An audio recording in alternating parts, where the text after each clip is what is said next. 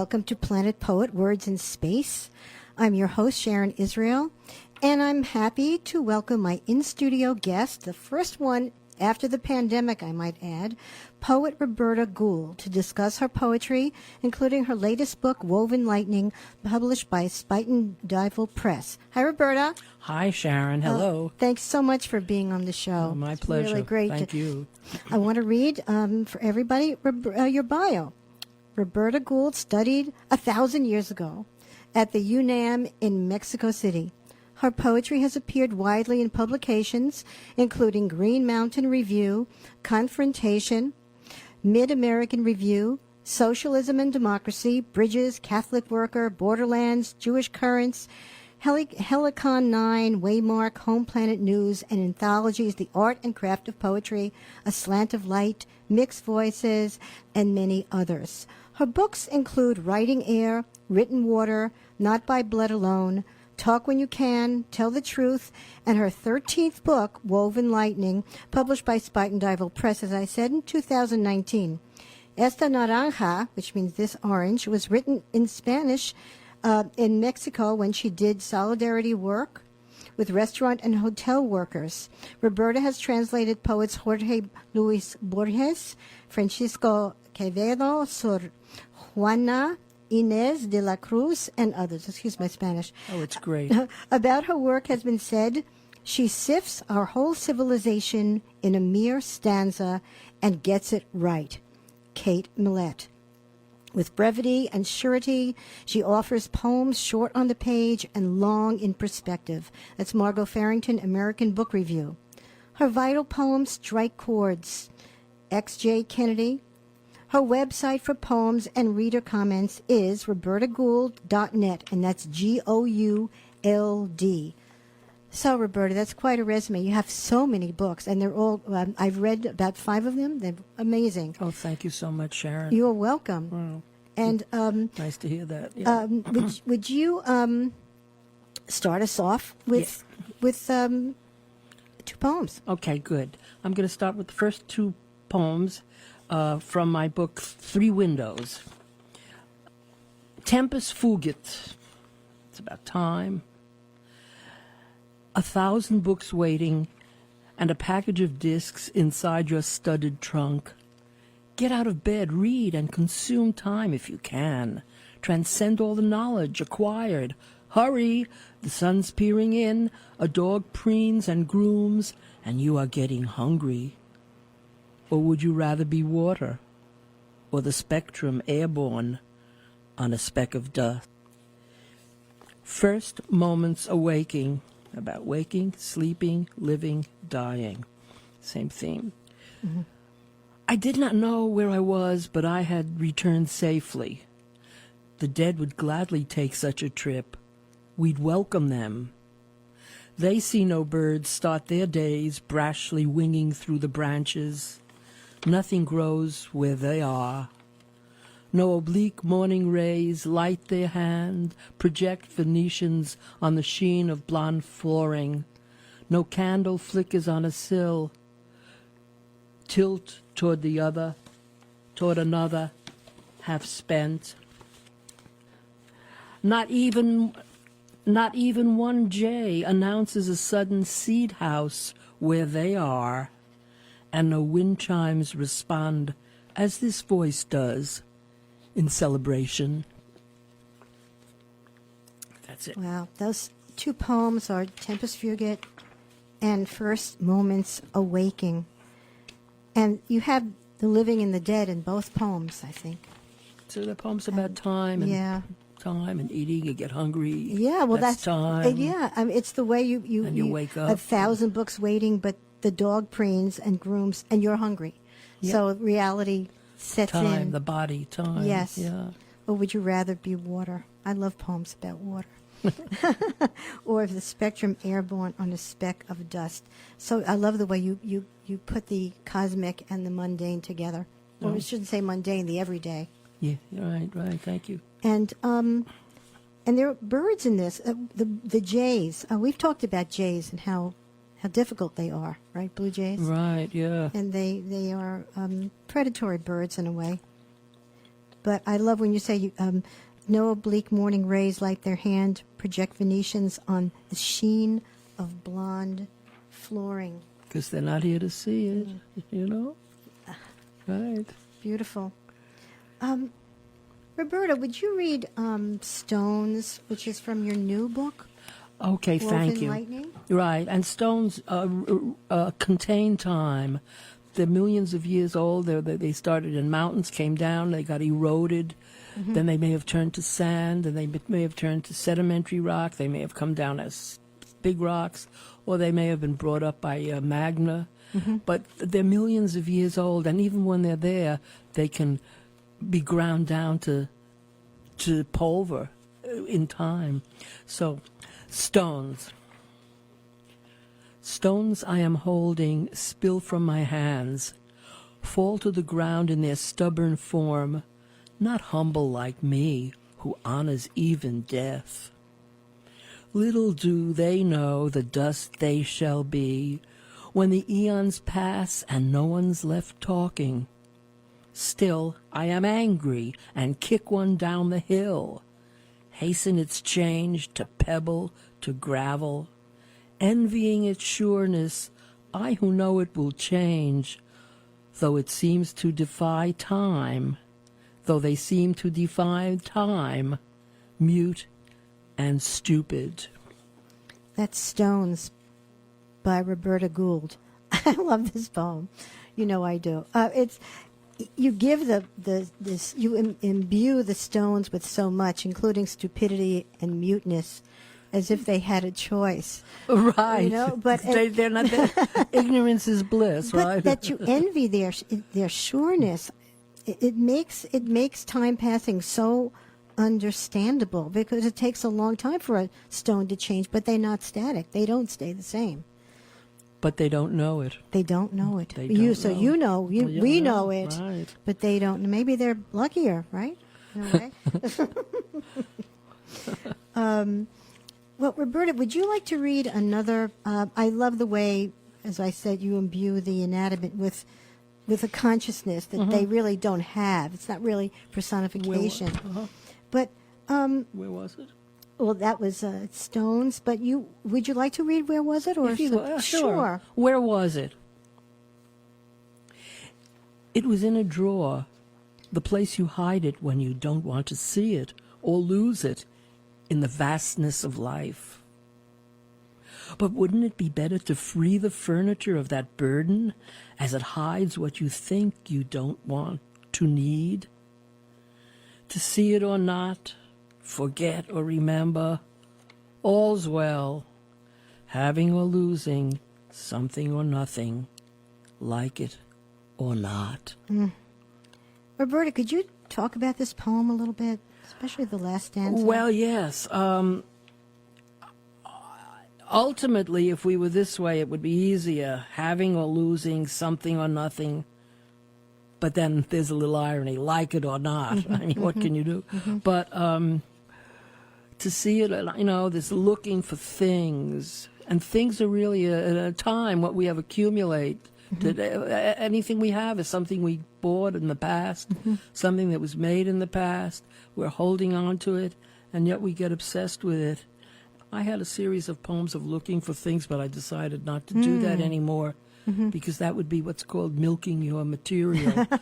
I instead try to know where they are, but not to get obsessed with finding things. Yeah, again, you're looking for things. You're looking for the poems. Those are the things you're looking for, too. But to free the furniture of that burden as it hides what you think you don't need, right. to imbue the furniture with that kind of... You give empathy to the furniture, right. and you give empathy to yourself by freeing yourself of having to look. Right. I wish I should read this poem when I'm busy, angry, looking for things I can't I find. think I was trying to be a bit humorous, too, to Yes. free the furniture of Yes, that it's burden. wonderful. I mean, that's kind of ridiculous. It's wonderful. Isn't it? Yeah, thank you. Roberta, would you read? You had mentioned a poem called "Cicadas." Oh yes, and that's it's a perfect time to read it, because the cicadas are emerging from a a tremendous. This is one of my favorite poems. Yeah.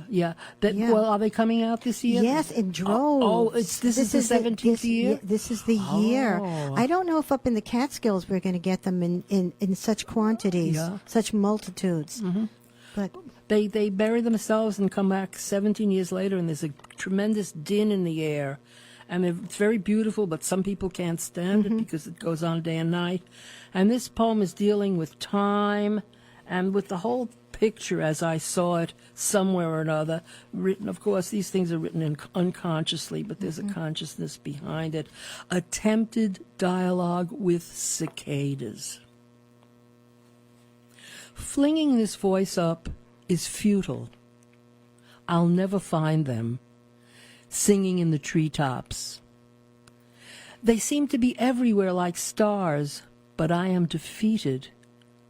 No matter where they be, each with single notes, pitching me out of my frame into the sky's dome, my voice will never discover what branches they call from, thriving while I fail to reach them, charging the air with their magical tremble, thrilling the forest as they did when we were dream seeds. Oh, that's gorgeous, Roberta. Cicadas. It's so poignant when you say, I am defeated, because there's so much, you're talking about so much more here than just the cicadas, I would think. Mm-hmm. It gets the emotion. Would you read that one more time? Sure. Beautiful. It's in my book, the last one, in three windows. Okay. Attempted dialogue with cicadas. Flinging this voice up is futile. I'll never find them. Singing in the treetops. They seem to be everywhere like stars, but I am defeated. No matter where they be, each with single notes, pitching me out of my frame into the sky's dome. My voice will never discover what branches they call from, thriving while I fail to reach them, charging the air with their magical tremble, thrilling the forest as they did when we were dream seeds. Dream seeds. Well, the cicadas, the poem is so beautiful that the cicadas should find you because you did that poem. Thank you very much. Berta, when did you start writing? Probably in my 20s. Mm-hmm. I did a little bit, I was just piddling around, I don't know, and why poetry? Well, because I had some English teachers in college, in high school, who were very inspiring. Mm-hmm. Poems like, Richard Cory, Put a Bullet in His Head, and Mending Walls, and Professor Fuchs, he was wonderful, and and then in Mexico, there was a poet named Pedro Garfias, who was a Spanish Republican poet, very well known and very respected to this day, and he was in the town that I happened to be in, and I would follow him around, and as he walk around the plaza and ask him little questions, and I showed him this thing that I wrote, which was really nothing much. But it's something about, someone was saying, I'm happy, but they weren't happy, and like happy meant sad, and sad, I don't know, and he said, oh, that's great, you'll be a great poet. But he meant it, whatever it was. But I got going sort of toward my 30s. Mm-hmm. And in my 30s, then I really started, writing, putting it together. But it was rather surreal. I didn't really, but certain basic things in me would come out. And then I kept going and doing it, Well, you don't like to call some of your more world poetry, political poetry. You call it social poetry. Social poetry. Could you explain a little? That's usually what they say in Mexico. Certain movies would be called a social movie because it's dealing with social, the people, the whole general public. It's not I want this or I want that. Yeah, so I think so. I like that better than political. I think it's really better. They box you in, and then you're thinking of a politician. Yes, exactly. And a politician could be a public servant, ideally is, but often is not a public servant. Not too much anymore. Some of them, I consider them my social work. Here's my social work. Yeah. Roberta, would you read a couple of your social poems for us, please. All right, thank you. This is an older poem. It was written in the 80s, and I was visiting someone, and a couple came in to visit this person I was visiting, and they had a farm stand, or they did something with vegetables, and they told this story, and I remembered it, and I wrote this, and this really happened. Seeing they were black and driving a beat-up jalopy, he took them for migrant workers, swung the squad car round, drew his pistol, and searched them.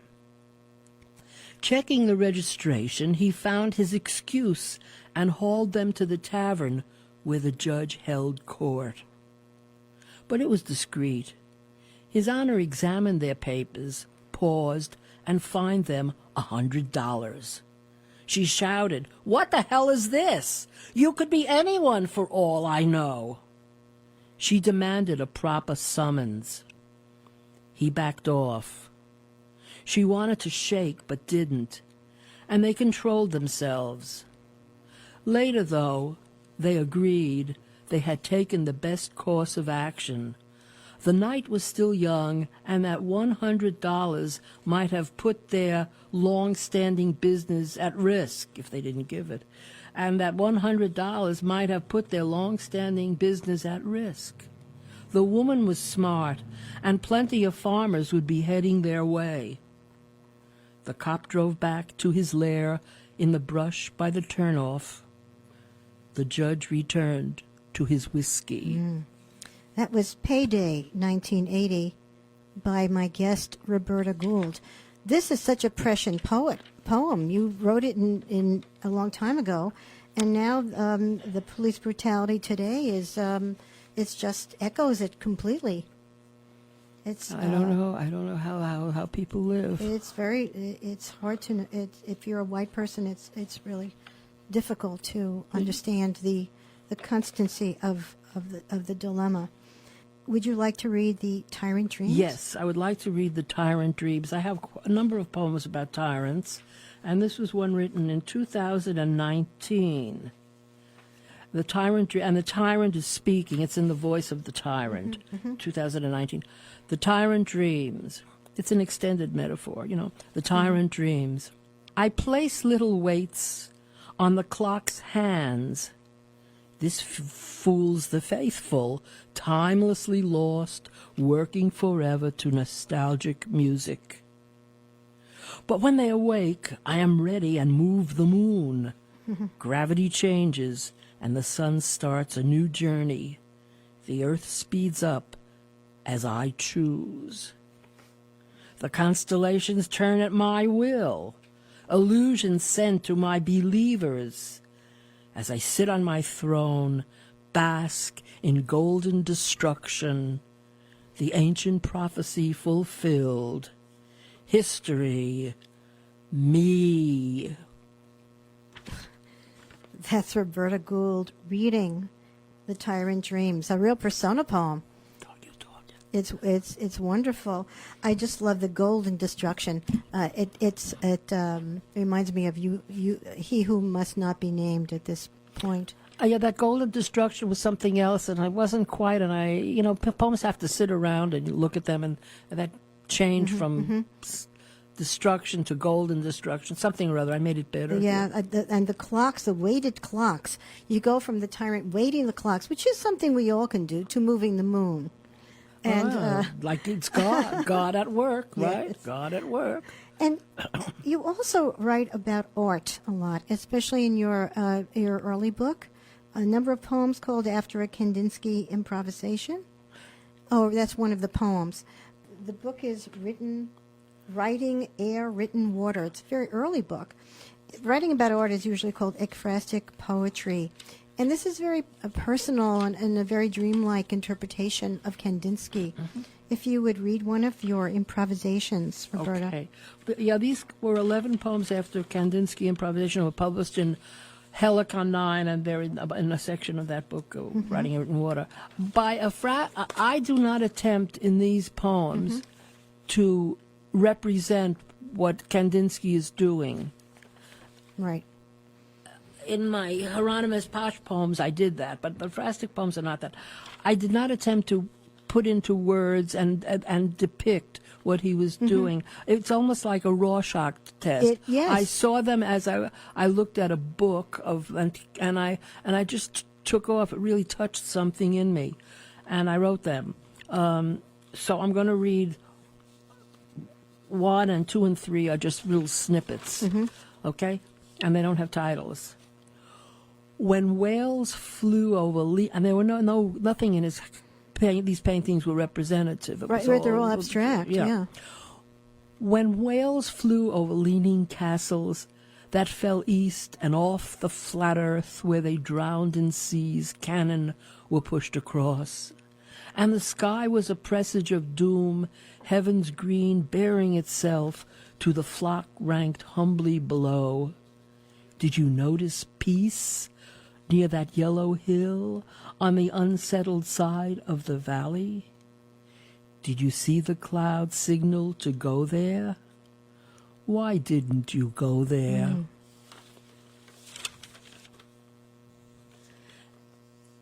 To an antlered branch of the circle tree sings hearts to the moon, and all the fruits in paradise rise, and every form of geometry.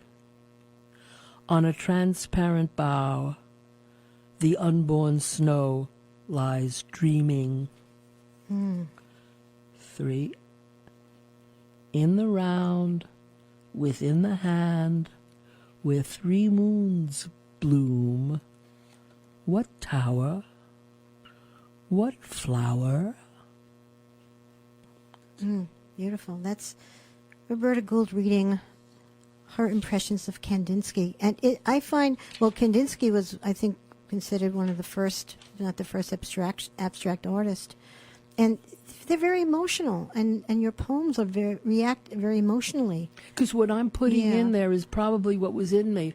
Did you find the peace on that hill? Like peace, and some of these have torturers in them, but it's integrated with other things. I don't know. But I like when you call these paintings like Rorschach tests. I totally agree. Yeah. But the sounds of your poems, the 3 moons bloom, you have a lot of beautiful internal rhyme. Thank you very much, Sharon. And Thank you. no, it's lovely. Would you read the last 2 snippets again for us? Yeah. And these are all these are all untitled. This is the second and the third of the impressions of the improvisation. An antlered branch of the circle tree sings hearts to the moon, and all the fruit in paradise rise, and every form of geometry. On a transparent bough, the unborn snow lies dreaming. And the third one was, in the round, within the hand, where 3 moons bloom, what tower, what flower? Question mark. You've got a lot of you have straight lines and circles and the whole thing in there. Beautiful. And your poetry also has, I don't know if this is correct, it has gotten more whimsical over the years, or more infused with maybe cosmic humor, or what would you say to that? I don't know, man. I'm not sure. I'd have to take a look at it. Well, that's older. That poem is older. Yes. Does that have the whimsy? No, I find it very dreamlike. Right. I was just sort of segueing into a funny poem, a new poem that you've written. Pick one that. Well, this isn't really funny, but it is a little bit funny. Balloon Buddha. Oh, I love that. Go ahead. It came from a dream. It's saying something, but it is sort of funny. I mean, the balloon Buddha sitting on the rug didn't burst, but slowly diminished to the floor, then nothing, freeing the air of its form. There we were, both of us, verifying its presence, one receiving it as a sign, the other shrugging it off as a dream. That's Roberta Gould's Balloon Buddha. It's very, very visual. It's slowly diminished to the floor, and this and the two people who are watching, they're watching this Buddha, which has no significance after. And one of them thinks it's. What is it? One of them thinks it's a sign, and one of them a dream. And then the other one is very blasé. Yeah. It's just another dream, But it's so funny because I don't know if it's funny, but in the Kandinsky poems, they're absolutely dreamlike and elliptical and visual. And this one is dreamlike too, but it's sort of more compressed, and it has an ironic quality to it, if that's the right word. Yeah, it is. It is. You wanted another light poem? Yes, one light. Yes. This one is called Longevity, a Scientific Perspective. And we know people are trying to lose weight, and they're trying to live to 120 years old, to 120 years. And this is a poem about that, satirical poem. And it says, and they mentioned mitochondria, which are organelles and such that the key to aging, deal with using energy and aging, etc. Longevity, a scientific perspective. Decrease your intake like the lab mice who live longer in their cages, awaiting sparse meals from their scientist, and are zesty, frolicking on calories reduced, turning on foot-propelled Ferris wheels, or left to each other, breeding on and on. If you treat your mitochondria well, those dear organelles older than us, and go easy on food, the miracle may occur. Parkinson's not to have the last word. Dementia to stay dormant though you live more than 100, as the Bible has promised. But whether you have a good love life depends on your partner reducing too, unless you're lucky or catch yourself a youth with no need for your new good habits. That's Longevity, a Scientific Perspective by Roberta Gould. I love the way you get mitochondria, the Bible, and a love life in the same poem. It's wonderful. Mitochondria, Bible. Yeah, it runs the gamut of. Sounds pretty good, yeah. Sharon. I'll have to think of that. Yeah, you certainly have a way of keying into people's poetry. I've noticed that on your other programs. Thank you. Yeah, really. I just love it. You're listening to Planet Poet Words in Space. I'm your host, Sharon Israel, here with poet Roberta Gould from the Catskills. And now bringing us the latest poetry news and the latest in poetic insights is Planet Poet's Poet at Large, poet and visual artist Pamela Manché Pearce, joining us by phone from Manhattan. Hello, Pamela. Hello, Sharon. Hello, Roberta. I'm enjoying being a listener. I'm just having a good time today. Wonderful.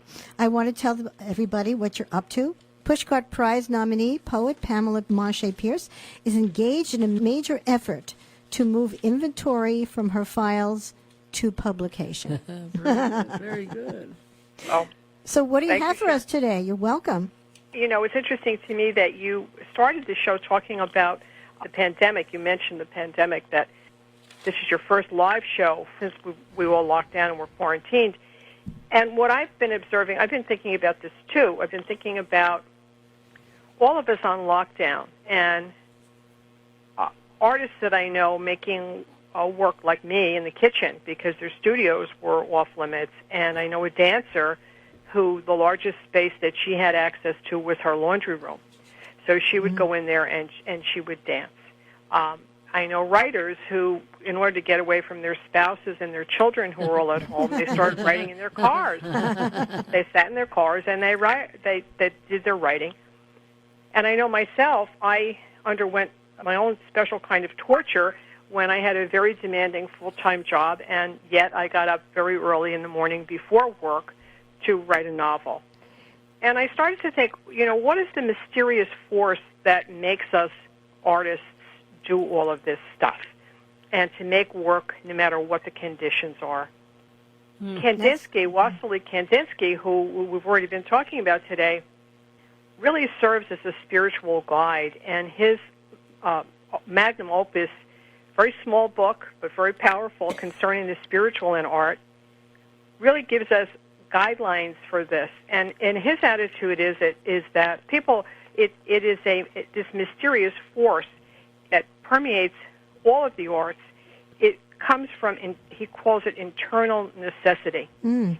And then exploration, I'm reading this from his book, an exploration of the deepest and most authentic motives for making art are the internal necessity that impels artists to create as a spiritual impulse and audiences to admire art as a spiritual hunger.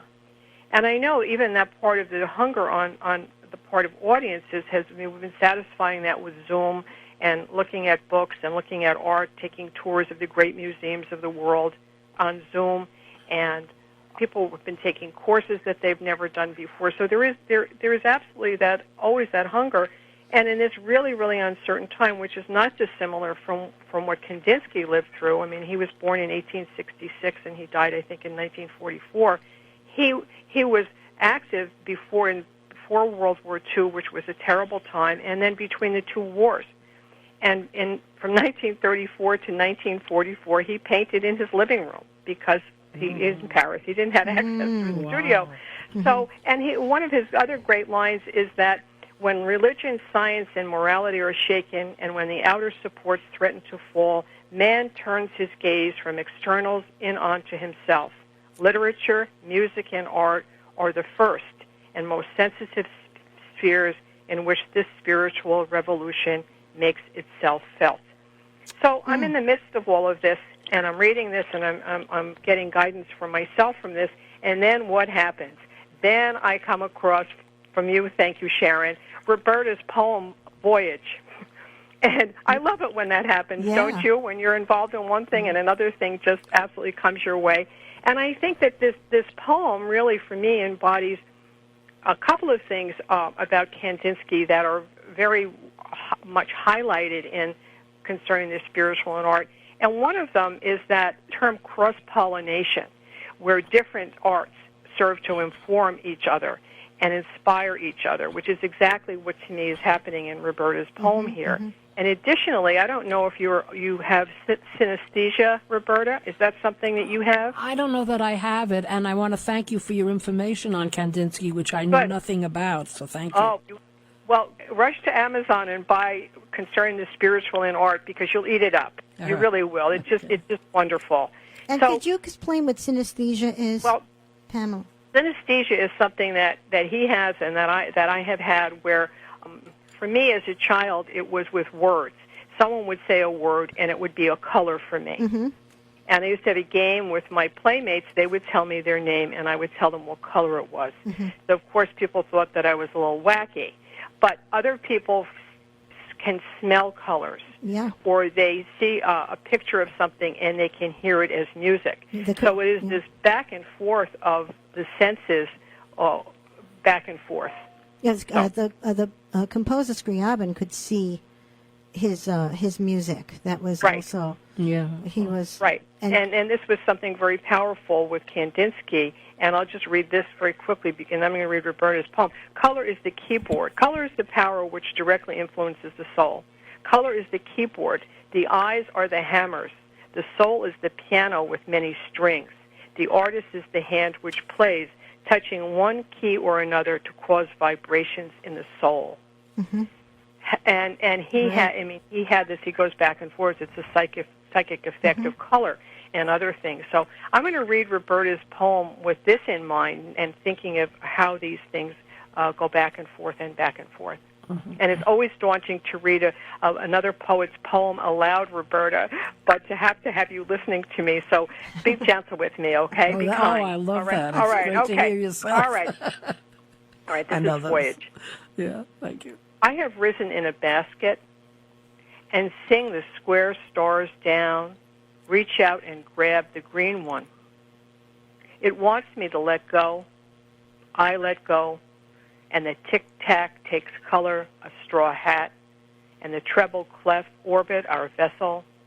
Origami hands signal us through the cosmic dust, which is not mapped, but flashes its code. Then, through a fogged purple glass, we see music's face in the dark as fleets of lit bridges pass, winking and humming. Oh, wow. Gorgeous. That's a gorgeous poem. You read it very beautifully. Wow, There is synesthesia for you, Roberta. It really is laid out, and over again. And the colors, as I read this, I mean, the colors take on for me something. The colors take on something else. And you have music's face, you have origami hands, and then my favorite line in this is the last line with it's feeling how you describe fleets of lit bridges pass, winking and humming. And that is the exact feeling that I get when I look at, I'm thinking of looking over a body of water at a lighted bridge or a lighted ship. It is musical to me, and it's so active. It's just a beautiful way to describe that. So thank you. Well, thank you very much. And also the line when the map flashes its code. That's right. That's another instance. And I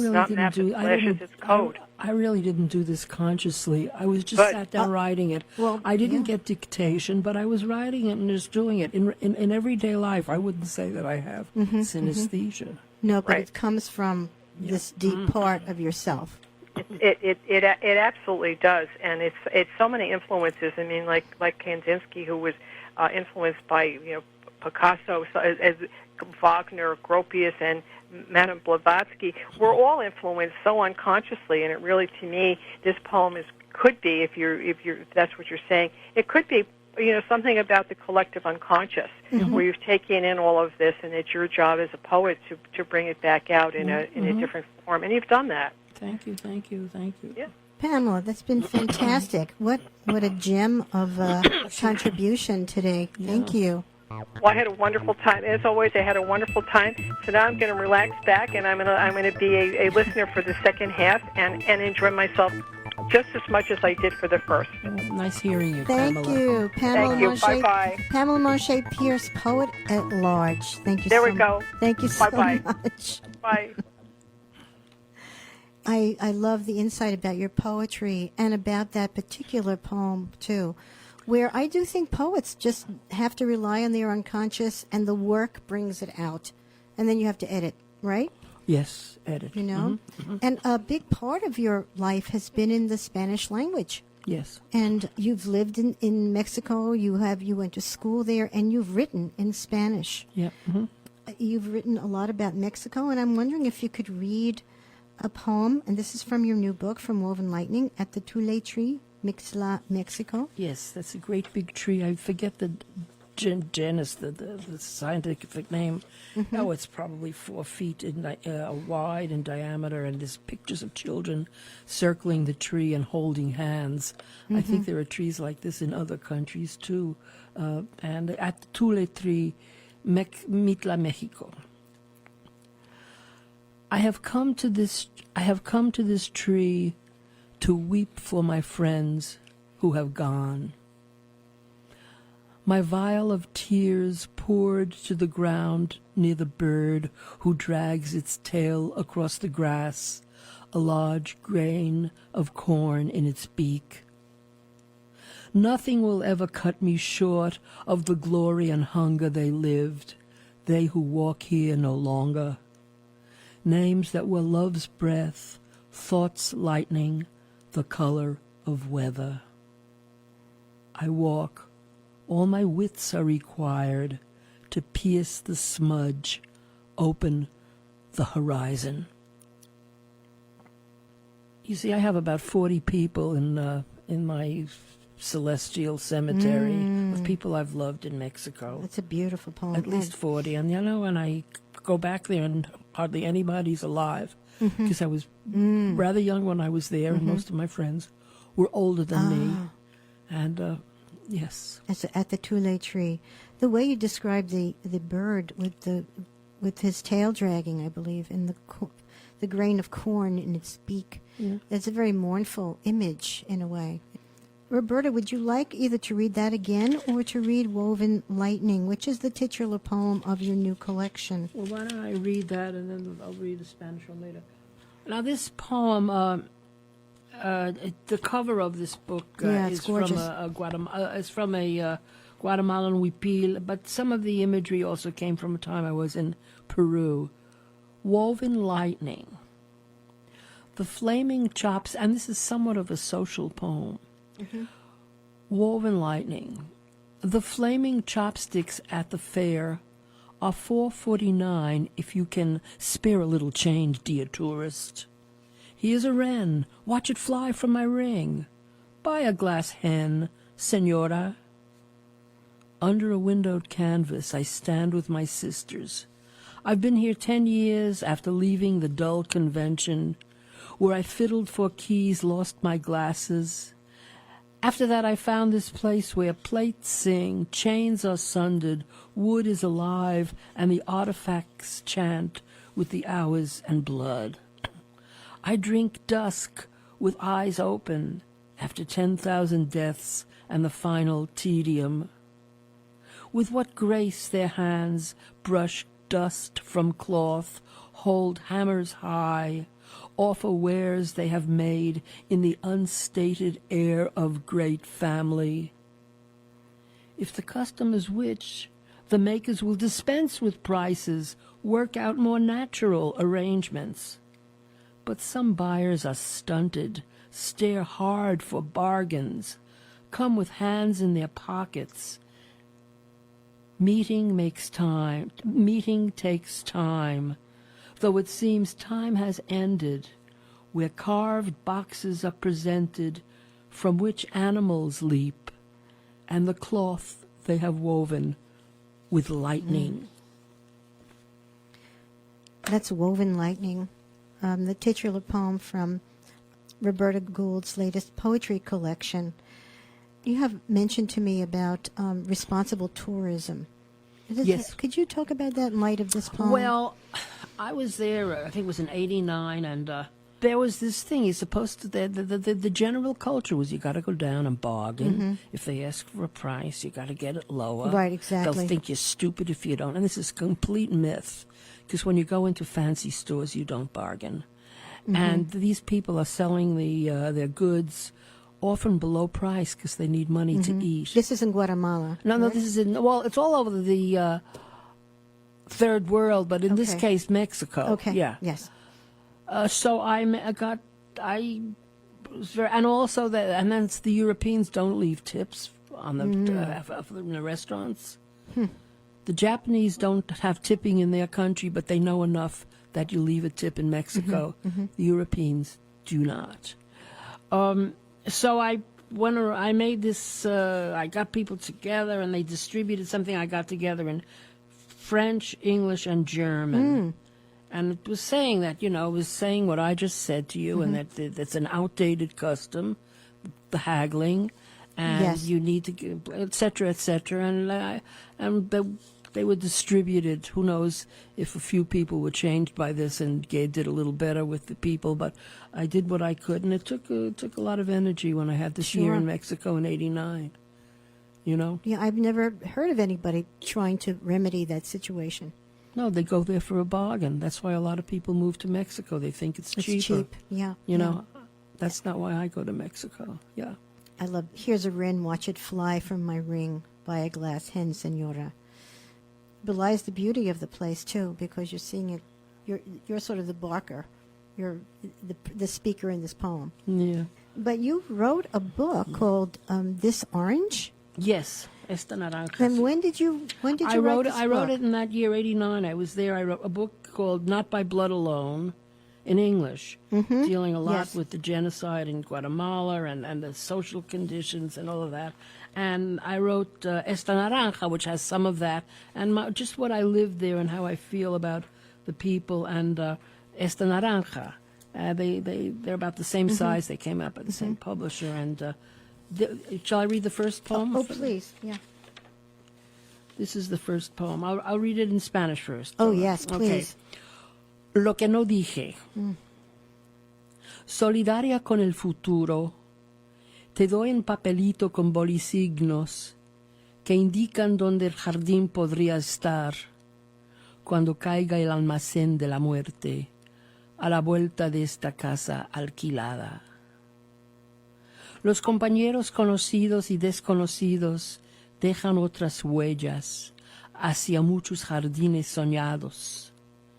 te dan la mano además con el tesoro acumulado de su vida al consignarte el mundo con todo amor.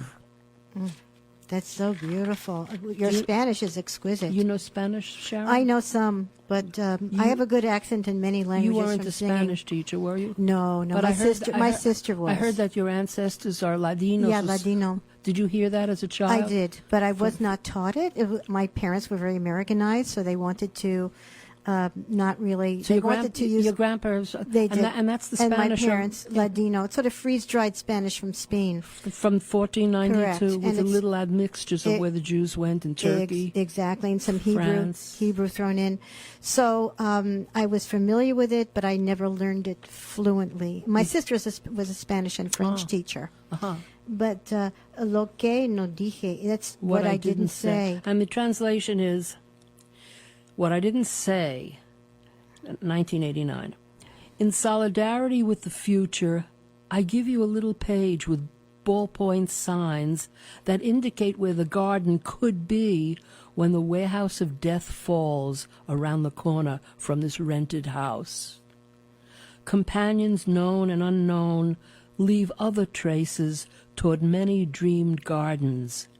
They give you their hand besides, with the accumulated treasure of their lives, consigning the world to you with all their love.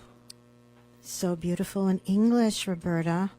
This is a whole issue of translation of many, many, many books and theories and controversies about how to translate, but to have an author translate their own poem into a different language. Did you write it first in Spanish or in English? No, this book was written in Spanish. I never translated it. Because the Spanish is gorgeous. And the other book was written in English. By the way, on consigning, with the accumulated treasure of their lives, consigning the world to you with all their love. Mm-hmm.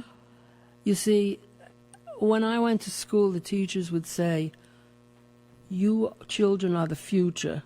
You're going to be the future. And, you grow up and you say, well, now I'm the future, Mm-hmm. So that idea is expressed there. Mm-hmm, mm-hmm. So they're passing it on, yeah.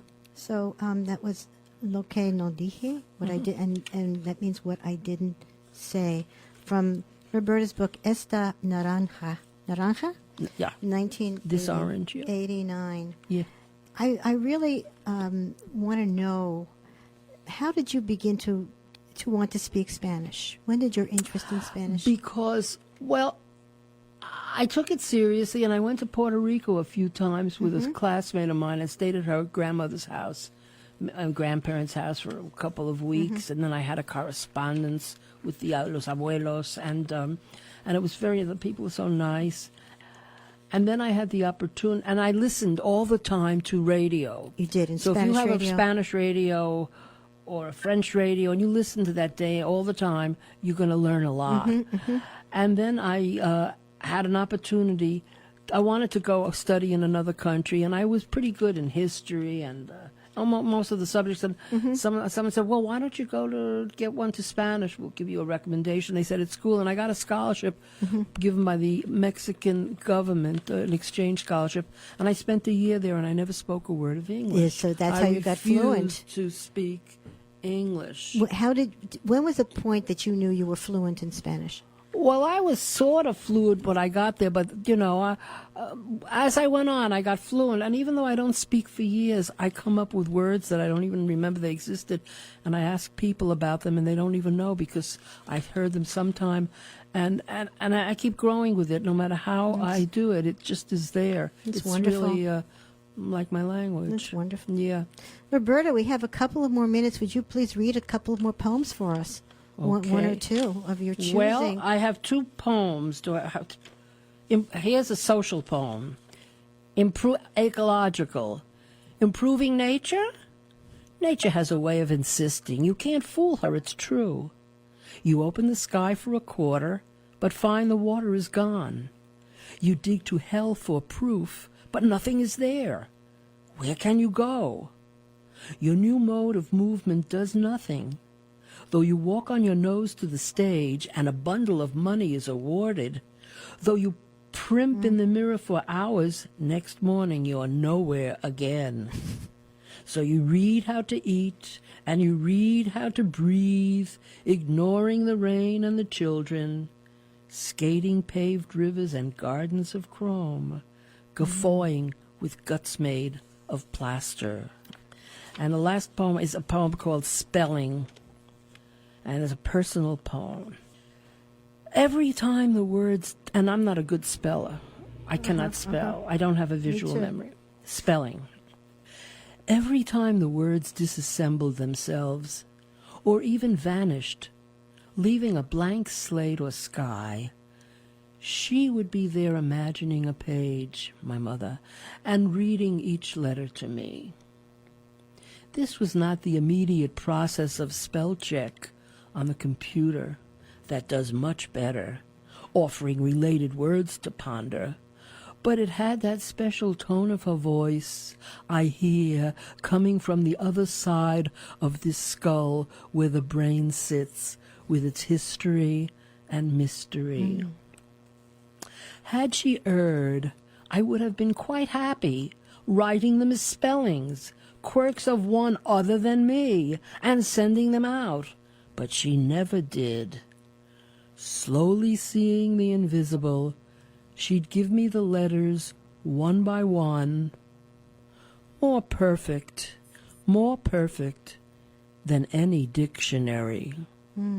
That's Spelling by my guest, Roberta Gould. Beautifully read, so heartfelt. And Roberta, would you give us your website address again if people are interested, would like to know more about your books? Okay, and thank about you. Yourself? Yeah, Sharon, thank you very much for doing this, and to my pleasure. WIOX, which is a community station, and we can get things that we don't get in other places, and they extend all over the world too with their Absolutely. news broadcasts That's and true. certain news items. My website is simply robertagould.net. Net for butterfly, okay? robertagould.net. That's it. Roberta. And send your comments or questions. Well, thank you very much. This has been such a pleasure. Beautifully read, beautiful work. Thank you so much, Roberta. Poet Roberta Gould. And thank you, Pamela Manché Pearce. And I'll be back in 2 weeks. This is Planet Poet, Words in Space. I'm your host, Sharon Israel, and thank you so much for listening.